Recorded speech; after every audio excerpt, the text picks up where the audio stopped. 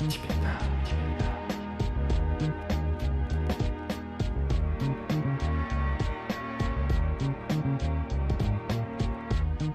Bienvenue dans l'émission Un petit pétard, l'émission quotidienne d'art.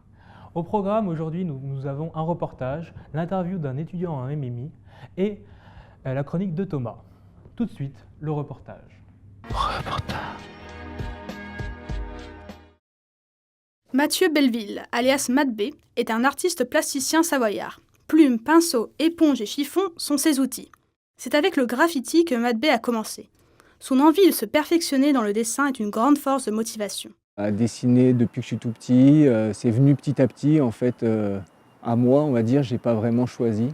J'ai mis du temps à se construire et puis ça a fini par en devenir ma profession, mais plus par passion, on va dire. Depuis près de 10 ans maintenant, Matt B réalise des performances tout aussi singulières les unes que les autres. Je fais pas mal de performances, donc ça je tourne un peu en France et aussi en Europe. Donc là où je me déplace dans les festivals, dans les événements pour faire des toiles en public. Donc ça c'est une partie de mon activité. Puis je fais aussi un peu d'illustration, du graphisme pour des albums de musique, pour des autres artistes, où je travaille aussi d'autres projets. À la notoriété grandissante, Matt B est au cœur de l'exposition Génération jusqu'au 26 mars au musée Fort à Aix-les-Bains. De la peinture à la gravure, en passant par le wall painting et le live painting, Matt explore tout l'étendue de son talent. Je n'ai pas forcément d'inspiration particulière, mais j'aime autant les vieux artistes comme les récents.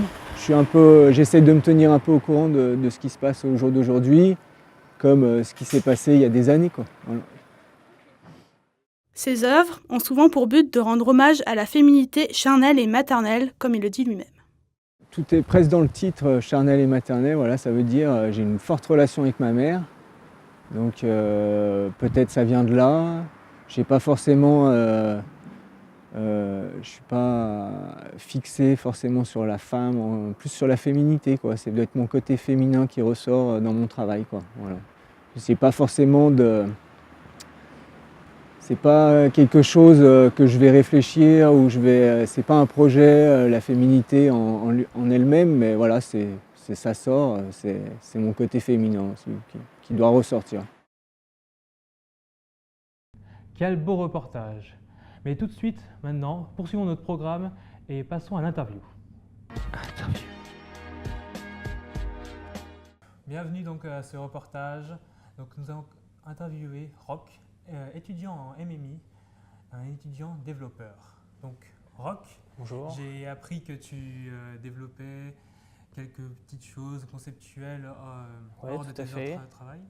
Donc qu'est-ce que tu travailles Je vais essayer d'aller un petit peu plus loin que le développement de sites web classiques et essayer des choses un petit peu conceptuelles, expérimentales, qui relèvent souvent de l'artistique, qui n'ont pas de but en soi et dont le seul but c'est juste d'être joli, amusant ou de me faire progresser techniquement.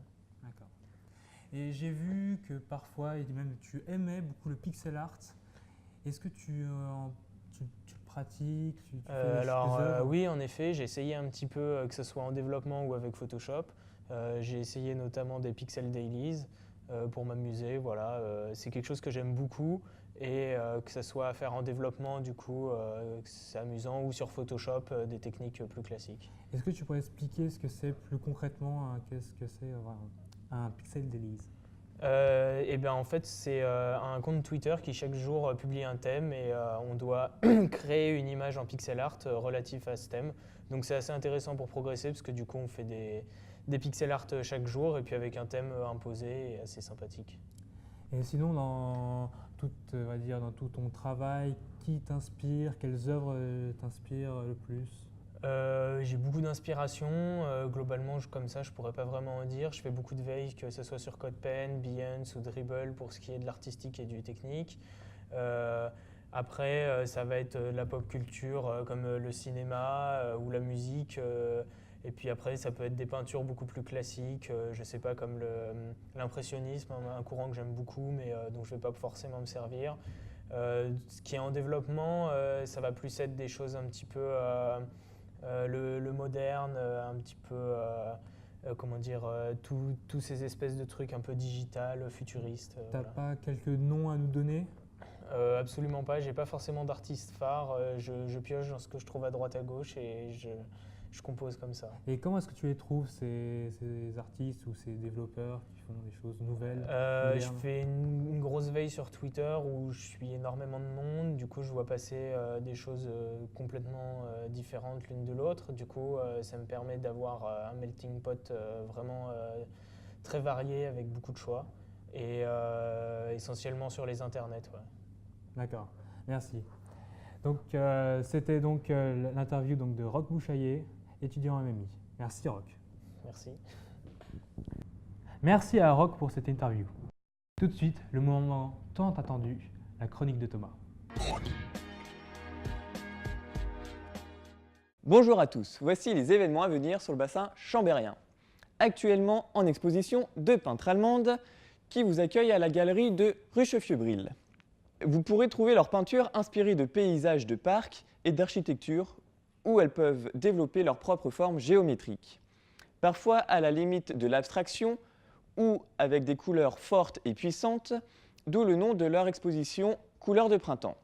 Vous pourrez les retrouver jusqu'au 14 avril à la galerie de Richelieu-Brill. Autre événement, une conférence autour de l'art singulier, animée par Sarah Battaglia, une enseignante et artiste à la Cité des Arts de Chambéry. Cette conférence est en lien avec l'exposition de Mariette et Charles Blood. Vous pourrez trouver cette conférence à la salle de Vaugelas à Chambéry le 18 mars à 18h30. Pour finir, une exposition vente durant toute une journée, la journée européenne des métiers de l'art. Vous pourrez retrouver les métiers qui seront sublimés tout le long de cette journée en Auvergne-Rhône-Alpes. Dans le cadre de cette manifestation, Chambéry pourra accueillir 12 artistes, dont 2 peintres. Ça se déroulera à la chapelle Vaugelas le 31 mars jusqu'au 2 avril à Chambéry. Bonne journée et à bientôt. Merci Thomas pour cette fabuleuse chronique. Donc on se dit à la semaine prochaine pour une autre émission. À bientôt.